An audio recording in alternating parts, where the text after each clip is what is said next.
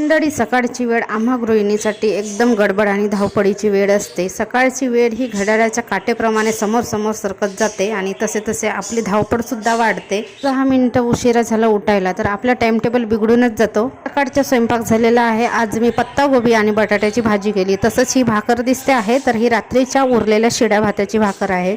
सोबतच धने पावडर नव्हता तर धने भाजले आणि धने पावडर करून घेतला आणि एका प्लास्टिकच्या हवाबंद डब्यामध्ये भरून द्यायचे, म्हणजे महिनाभर तरी आपल्याला टेन्शन नसते। शिजत आहे तोपर्यंत कपडे भिजवून दिली। नंतर शाळेत गेला रुद्रांची व्हॅन 9:15लाच येते, त्यामुळे त्याचं लवकर आवरून द्यावं लागते आणि तो लवकर शाळेत जातो। तर आता राहिले साहिले कपडे ते व्यवस्थित ठेवून देते जागच्या जागी आणि नंतर चहा आणि नाश्ता। तर चहा काढून घेतला आणि बघा मस्त भाकर आणि चहा। मंडळी या नाश्ता करायला। नाश्ता झाल्यानंतर भांडे आहेत तर भांडे घासून घेते आणि सोबतच आमचे लवबड आहेत त्यांची पण आंघोळ करून द्यायची होती। त्यांची आंघोळ झाली, त्यांना फ्रेश वाटलं। आजपासून रुद्रा